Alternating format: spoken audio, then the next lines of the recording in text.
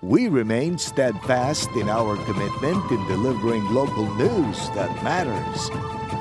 Stories that inspire. Enriching the lives of Filipinos in the Philippines and across the globe. This is your GMA Regional TV. Buong puso para sa Pilipino. Ini ang GMA Regional TV Early Edition. Hi there mga puso, good morning! Maayong aga, you're watching GMA Regional TV Early Edition. Adlaw kita sang Lunes, August 21, 2023. Wala sang opisina kag klase bangod non-working holiday subong sa bugos nga pungsod sa pagdumdum sang Ninoy Aquino Day.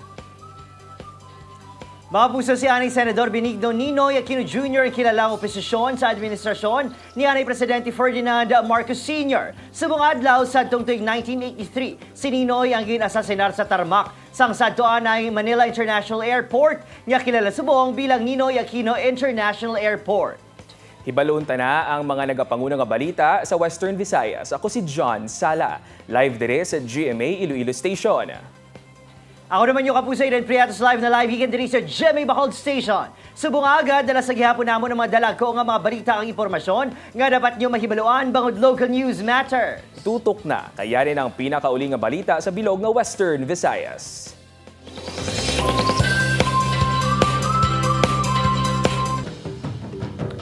Mga puso, makitaan sa sining nga video hindi maglubo sa 20 ka mga kalalakihan nga daw kasubong nagahampang lang sang nagsanay sa tungasang dalan sakop sang Tansa Baybay City proper. Pero sunod sa uploader nga si Alice G, ang duha grupo baw nagasuya ay kag nagahangkatanay sang inaway. Ang iban sa ila may dalang kahoy kag kutsilyo. Pasado las 4 Biyernes ng kagahon na tabong ginamo. Kag suno kay Alice G, nagahinabuyan ay pasang bato kag botelya ang mga kabataan. Kagasubong nga daw nag-enjoy pa maini. Hindi ini amo ang unang ation nga natabo ang ini nga insidente sa lugar, disturbugid ang dala sa mga kabataan nga naibaluan taga Tanza Timawa kag Tanza Esperanza. May mga pulisman nga naga-responder sa lugar apang madasig man nga nagapalagyong mga kabataan kag sama-sami hindi na maabtan. Wala gid labot ang mga kabataan niya nga ginapusinahan na sila tututudo na mahatagan sang makaano kita pala sang police visibility sa area kiti nang kung may ara na sa mga pulis nga makita nila sa area hindi naman na sila maginamo. Nagapanawagan sang hustisya ang pamilya sang 23 anyos nga si Meljan Altilio nga nakuryente sa Barangay Aganan, Pavia. Suno sa tiya ni Altilio, pauli na kuntani ini halin sa trabaho upod ang iya nobya sang nakabulasot ini sa buho kag nakauyat sa nagalaylay nga telephone wire nga ginhimo sang barangay nga kable sang kuryente sa streetlight. Nahibaluan nga nagainulan kag wala sang suga sa lugar sang natabo ang insidente. Aminadong punong barangay nga temporaryo nila ginhimo ang kable sang telepono para sa wiring sang streetlight. Apang madugay na kuno ini kag sang indi pa siya ang nagapungko nga kapitan. Ginako man sini nga indi standard ang wire apang suno sa iya. Nakabakal na sila sang electrical wire kag amat-amat na nga gina-install. Ginkuha na sang barangay ang mga nagalaylay nga kable sang kuryente kag ginsemento naman ang buho sa lugar. Natumba siya. Pasaptan siya sa iyang girlfriend, pero nagambal siya nga may kuryente daw. Hindi, natumba siya. Siyempre nga siguro nga struggle, ganitong kuryente nga naglabuay-way na gid, nagduot na gid sa tubig. Pagka the next day sa Tuman, Saturday tabo, pagka Sunday, nagkanto kami sa police station. Istorya kami to, na tandugo naman to dito. Kaya mabutang kami to sang poste. Kag, siyempre, inchak po nga wire.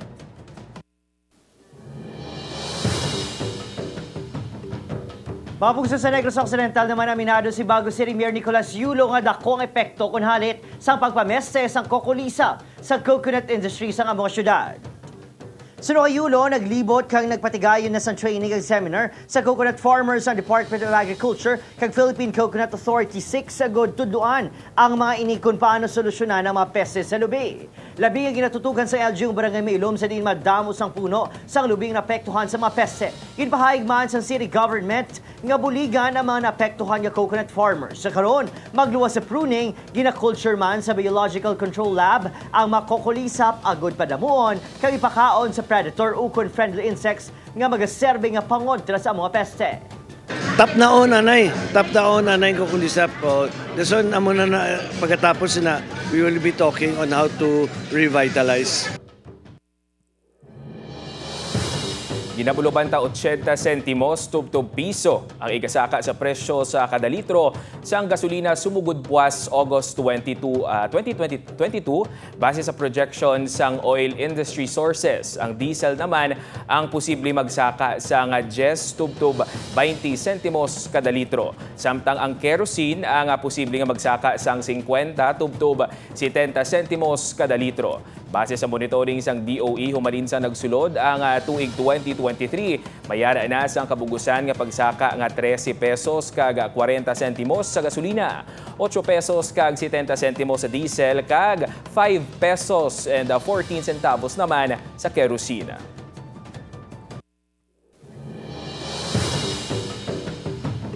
Mapugsaw pagbinutuhay para sa plebisito sa JVA o Joint Venture Agreement sa tungasang Seneco kag Prime Electric Holdings Incorporated liwat nga ginpatigayon sang weekend. Talupang do naman nga madamo sa mga nagabot para magboto ang mga proxy voters. Nakatutok, Irene Pedreso. Gintingwaan sang member consumer nga si Josephine nga magtemprano pa nga magboto sa liwat nga pagbukas sang plebisito sa joint venture agreement sa tunga sang Seneco kag Prime Electric Holdings Incorporated diri sa Handumanan Elementary School 1 sa barangay Handumanan, Bacolod City sang Sabado. O kabay pagid mga tigayon na para magbag-o naman ang administrasyon kay pirmi man lang tagugtas subong sang Seneco mamo. Madumduman nga temporaryo nga ginsuspinde ang plebisito bangod sa issue sang master list sa mga member consumer. Sunod pa sa iban nga botante kung ikumpara sang nauna nga plebisito, mas mahapos kag hindi na mabudlay ang pagboto, ilabi na nga ginkayo na ang master list. Talalupang dun man nga kalabanan sa nagakadto, mga proxy voters. Tangay na lang ni Winchell nga 30 ka member consumer ang iya proxyhan. Di mas okay ni Misubong kay ang kalabanan gidi ari gid sa master list. So proxy kami almost 30. Ako ni ma-proxy.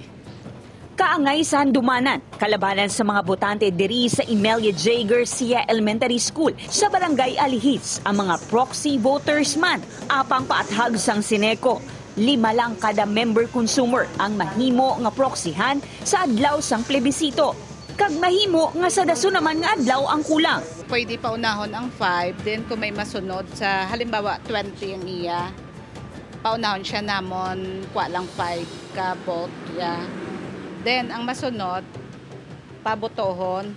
Nangin masulhay man ang pag-resume sang plebisito apang paathag sa mga member consumer nga ang mga nagboto na sang July 24 kag 25 ang hindi na pwede makaboto liwat bangod counted na ang ilang nga boto.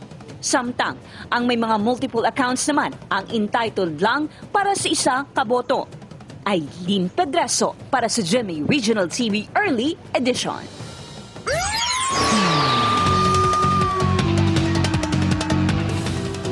Isa patay, isa nasamaran matapos sa bungguan sang isa ka motorsiklo. Ang isa pagid ka motorsiklo sa Leon, Iloilo. Samtang sa Banwa naman sang San Enrique, 68 anyos nga rider, patay matapos patapakan sang truck. Si Julius Blacaol, nakatutok. Dead on arrival sa Alyusan District Hospital ang 20 anyos nga si Keljan Calumno sa Barangay Isian Victoria, Leon, Iloilo. Sang aksidente nga nabungguan ang motorsiklo sa motorsiklo nga ginamaneho ni Don Rex Cabansag, 19 anyos sa Barangay Kagay sa amuman nga Banwa.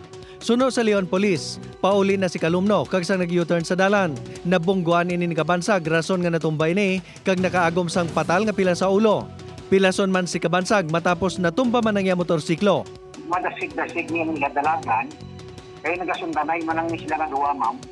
However, si Keljan Calumno, kung pinada nga nag-U-turn. That is why nga nabungguan siya. Kami Don Rex Cabansag. Samtang nadunot gid ang halos tunga sang lawas sang 68 anyos nga si Nelson Enriquez, residente sa poblasyon Delgado, Calinog, Iloilo. sang nalapakan sang dump truck sa Madarag, San Enrique, Iloilo. Sunod sa San Enrique Police, yara sa parehong alay ang motorsiklo ni Enriquez kag ang dump truck nga ginamanehon ni Rodel Padrogane, 43 anyos. Hinali lang nga nag-overtake ang motor, apang natumba ini. Bangod tama kalapit ang distansya sini sa nagadalagan nga truck, nalapakan gid ang biktima. Ginahulat pa ang desisyon sang pamilya sang biktima, samtang ginkustodiya na sang kapulisan si Padrogane nga nagsungkaman pagkatapos ang aksidente. Bali daw na lost control lang siya sang iyang motorcycle kasi natumba siya daw sige gising iyang dalagan galing kay ang ila abi sining ng distance sang dump truck medyo malapit. Julius Bilacaol para sa GMA Regional TV, Early Edition. Mapusod akop naman ang tatlo ka mga ginakabig high-value individual sa drug bypass operation ginkasa o kung gipatigayon sang gintingog nga puwersa sang ICPO-CDU kag Station Drug Enforcement Team sang Haro Police. Arestado sa Barangay Tabuk Suba, Haro, San Arturo Castor, 47, Danilo Puga, 48, kag Felicito Cuenca, 54 anyo, sang tatlo ang lunsay, pumuluyo sang Tabuk Suba. Nakuha sa mga subject ang ginabulubanta 110 gramos sa suspected shabu nga nagablor sang 148,000 pesos. Nakuhaan man ang mainis ang drug paraphernalia. Ang mga arestadong detains karon sa Haro Police Station kang nagapangatubang sang kaso nga paglapas sa Comprehensive Dangerous Drugs Act of 2002.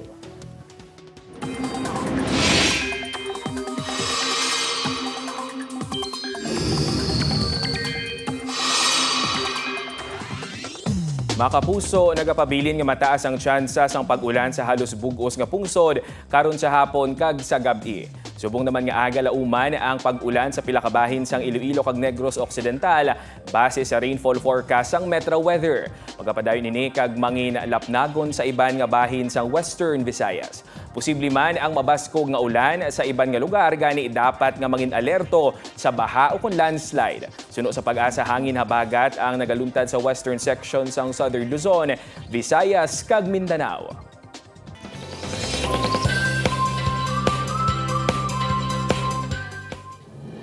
Mapugso para naman sa aton yung Globalita, Kelowna City sa Canada, ginpaidalon sa state of emergency bangod sa wildfire. Sa California, USA naman, mga residente, ginpaandaman sa posibleng halit nga dala ni Hurricane Hillary. Nakatutok Julius Bilacaol. Nagdabadaba ang bukatod sang Kelowna City bangod sa panibago naman nga wildfire nga nagigo sa probinsya sang British Columbia sa Canada nga nagresulta sa pag-evacuate sa mga pumuluyo. Gilayon man nga ginpaidalom sa state of emergency ang Kelowna. Ginpasiradan man ang airspace ini para hilway nga maka-operate ang mga water bomber. Ang wildfire ang isa sa mga nagapanguna nga problema sa Canada subong nga 2023 kung sa diin kapin isa ka libo ka mga insidente ang na-record sa pungsod. Nagpaandam ang National Hurricane Center sa mga residente nga magpanginlaman sa posibleng halit sa kabuhi kag malala nga pagbaha dala sa manugsulod nga Hurricane Hillary sa California, USA. Apisar ginalauman nga magahina ang bagyo sa paglabot sini sa California halin sa Mexico. Dala sa gihapon sini ang mabaskog nga pagulan. Si Hurricane Hillary ang nagahulag sa direksyon sa nakatungdan na aminhan nakatungdan sa kada sigon nga 12 miles per hour. Dala sini ang hangin nga nagabaskog sang 130 miles per hour o kung 215 kilometers per hour. Ini ang yara sa status nga Category 4. Julius Bilacaol para sa GMA Regional TV, Early Edition.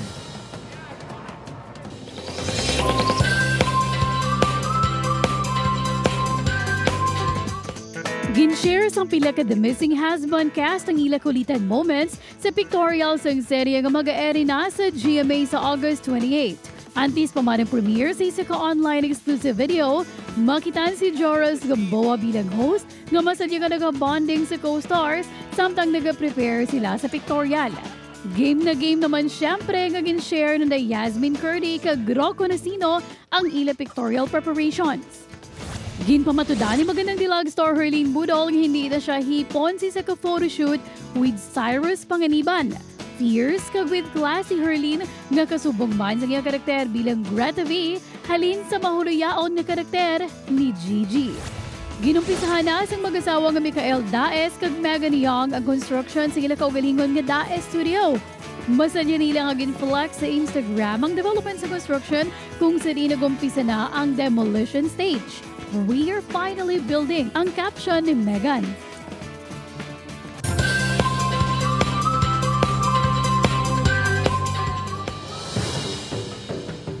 Mga kapuso, ang GMA Network ang nagapangita sa mga aplikante para sa mga bakante nga posisyon. Sa mga interesado, pwede ka mo magpadala sang application letter kag resume sa Regional TV at gmanetwork.com.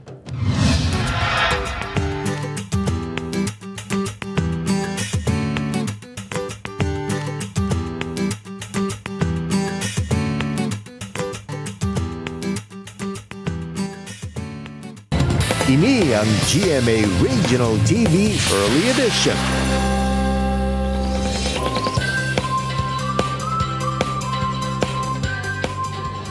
Magluwas sa supplies ang kuryente, isa man sa mga ginaantos sa mga pumuluyo sa Bacolod City, ang tubod kag ang kalidad sa ila ginagamit kag ginabayaran nga supplies ang tubig nagikan sa Bacolod City Water District. Gani sang ginpalayag ni Bacolod City Mayor Albe Benitez nga bukas ini sa pagsulod sang panibago nga water distributor sa syudad, madamo nga mga konsumidor kag sektor ang nag-abi-abi sini. Ang Basiwa ang nagaserbisyo subong kabuylog ang isa ka pribado nga distributor. Sa pila ka stakeholders, inibala nga tikang ang magadalas ang pagsanyog.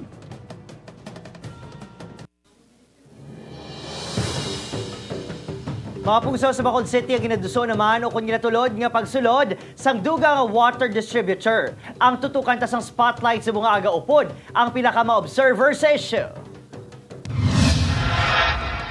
This morning, manging kaupod naton ang aton mga friends gikan sa Amlig Tubig kag anay empleyado. Presidente sang Basiwa Employees Union si Ma'am Lenny Rojo Espina kag si Engineer Aidan Villaru. Sir Christian Weber in the house also. Good morning, mayong aga. Kamusta, Ma'am Lenny? How are you? Good morning. Good morning sa tanan. Thank you sa pag-invite niyo sa amon diri. Subong, sige gyapon ng struggle naman. Sige gyapon ng struggle. What's your reaction like sang nabatian ninyo ining proklamasyon ni Bacolod City Mayor Albe Benitez nga pakompetensyahan ta ng Basiwa Prime kay 3 years na daw wala gyapon nag-aabanse ang ila mga promisa sa publiko. Yes, ma'am. 3 years na pero ayhan na review nila. Ang sa LGU kung ano ang joint venture nga ginsudlan sang Basiwa. Kay ti kung tanawon ta kadako gid sang lapses magid sang wala nila na comply. So para sa amon nga masulod ka sa isa ka butang pagid nga wala pa gani na resolve. Kung ano ang sitwasyon subong sa consumers, kung ano ang sitwasyon subong sa mga empleyado. Ano ma'am, yes or no? Are we supporting Basiwa this time around? Nga ti syempre pakontrahan sila ni Mayor Albe o kon we would want nga mansukton ta sila anay antes sa sila pakontrahan. Ano man? Sa amon sa union, dapat tapuson ta ni anay. Antes magsulod. Kay ang masulod, hindi man na sila gyapon kabalo kung anong kakatabo sa water district. Okay. Pareho subong sa pagsulod sa prime water, sinong gapungko? Mga former employees man. May accountability dapat kung nga nagsulod sa JVA ang board kag ang hindi kita malipat ang Joint Venture Selection Committee, mga top level officials na sila. Dapat sila niyang sukton nga anatabo ang water district. Mga puso, isa man sa ginpondo, sining aton mga kapuso sa Amlig Tubig kag sa Basiwa Employees Union instead of, PPP, Public-Private Partnership, PPP man, Public-to-Public Partnership. Anyone can talk about it? Sino man? Engineer, go ahead. Kami nga sa Employees Union, nag-stand gid nga we're against any form of privatization. Okay. Then, there goes sa subong, nambal ni Mayor Albe nga pakontrahan ang Basiwa or ang Prime Water sa another different naman nga service provider. But still, it is still privatization. Okay. So, wala di sa nagliwat sa subong nga joint venture ni.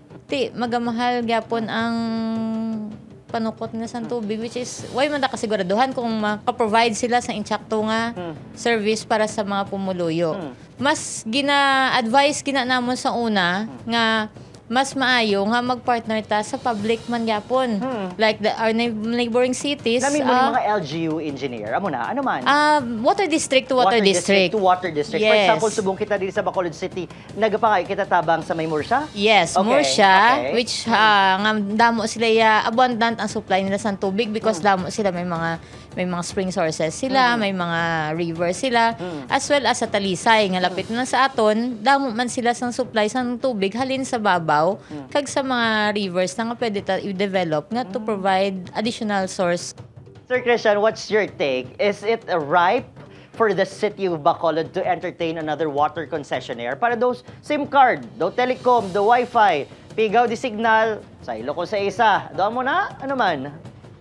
Ang sa amon niya pagtanaw, no, with regards to your question to engineer, siguro, let's be honest, the reason why wala nila naging push ang public-to-public partnership is because there's money involved. Kaya kung sa totoo lang ang interes ng pumuluyo ang ilagi na intindi, the problem of Basiwa, if they say that Basiwa is ailing, in short, it is caused by the management. Okay. So ang ginapangayo namon kay Mayor Albi, tanawon ini nga problema. So if there's something wrong happening in Basiwa, mismanagement na. So kung akon lang ang ginaduso nila, i-revamp ta ang management ng Basiwa, and then i-push through ang plano nila nga Mayor tani kung pwede, tanawon mo ang ginahimo sang Prime Water Subong if they are adhering to the contract. Because basically, I mean, obviously, as what we are saying here right now, 3 years has passed already, but no improvement has been done. And kung tanawon mo Subong, ang kakatabo Subong, amo nang ginambal nila blang kung sang una, under sa Basiwa, lain ang serbisyo, pero Subong, mas naglala na gid. Na ang aton mga bill Subong nagtalalaas, and then, gabayad kita 12% VAT. Nga kung isipon mo, if this is a partnership, that 12% VAT should be carried over by the private corporation and not by Basiwa. Ang kakagangwa sa bongya, pumuluyo ang galuktos ang 12% VAT. This is a call to our mayor. Dapat buligan mo nga mga empleyado because they are capable of their jobs. And kung ano ang ginahambal nila nga kaayuhan para sa Basiwa, tani, you take it as an option. Panumdumam taha ang Basiwa, hindi ni siya negosyo ha. Serbisyo gid niya. Kami laom gid kami nga makabalik kami before 2024 layo na gid Kay may mga pamilya kami nga gahulat. Na nagtindog kami kung anong kamatauran kag napa matud-an namon nga insakto. Kabalugid kami nga insakto ang amon direksyon mo. Kabay pa nga masanagan man ang LGU. Not only Mayor Albi bilog gid ang mga councilors ta. So, ginapabalutan lang kamo or ginapahangop ta kamo nga whoever man nga masulod di nga mahatag sa aton sang additional kuno nga supply sang tubig or service sa patubig, it's still private. So, wala kita gyapon mahimo, manukot sila, mapatong sila sang VAT, provide sila da sang kunano nga mga polisiya nga inang guot na para sa aton nga pumuluyo nga gagmay lang income ta. Amo lang ipansindi ko, wala na siya gyapon pagbago. It's still the same. It's still privatization. Good morning. Next time naman, part 2, part 3. May aga. Good morning.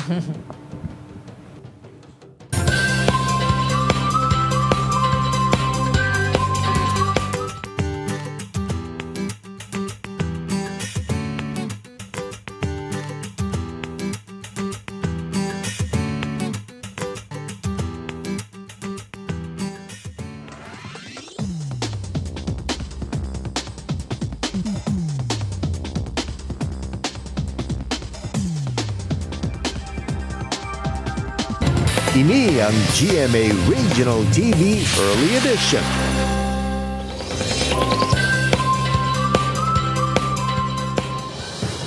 Pamagi sa paghimo sang handcrafted kag world-class nga ilimnon, ginpakigbahin sang mag-asawa nga negosyante sa Calambas City, Laguna.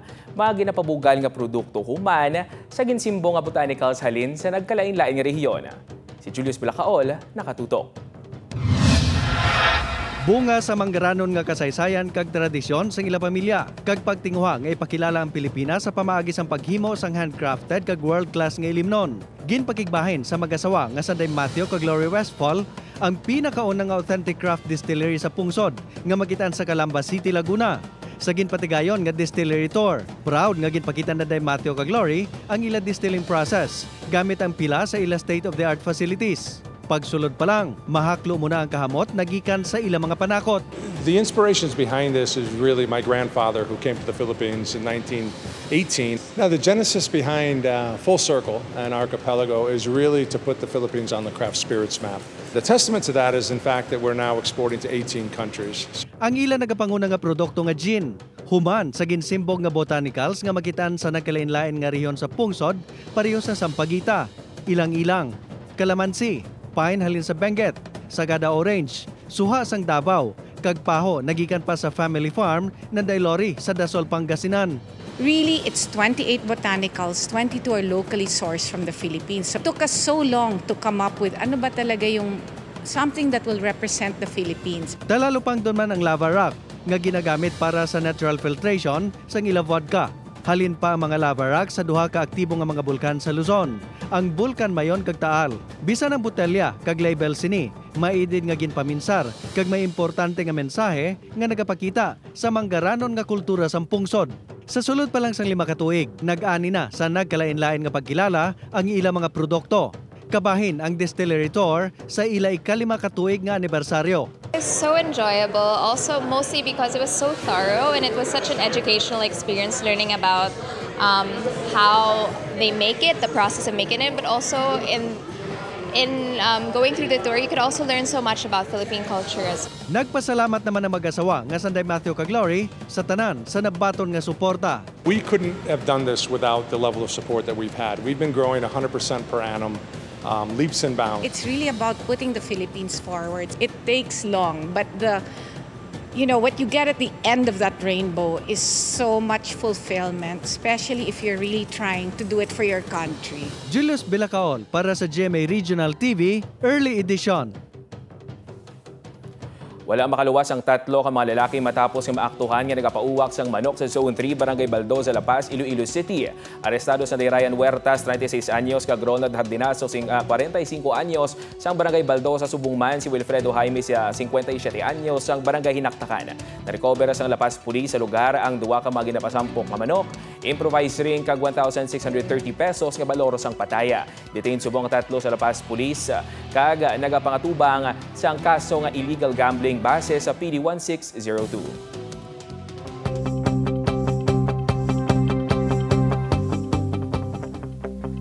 Diyan mga puso, ako nagapati nga wala na sang mas mabaskog pa nga pagpakita sang pagpalangga sa pungsod, magluwas sa tampad nga pagserbisyo sa pumuluyo sini. Insyakto gid na Adrian, sunugani kay Anay Senador Benigno Ninoy Aquino Jr., there is no greater nation on earth than our own motherland. No greater people than our own. Serve them with all your heart, with all your might, and with all your strength. Pilipinas ang aton pungsod. Pilipino kita. Gani nagakabagay lang nga aton serbisyohan sang insyakto ang aton pareho nga pumuluyo. Maraming salamat sa pagtutaw diri sa amon sa GMA Regional TV Early Edition. Updan nyo kami Lunes, tabtab Biyernes. May mo ninyong malantaw aton nga episode sa www.gmaregionaltv.com kag mag-subscribe sa aton official YouTube channel GMA Regional TV. Ako si John Sala. Kako naman si Eden Prietos, bugo sa puwersa para sa mas dako nga misyon kag mas masangkad nga pagserbisyo sa pungsod.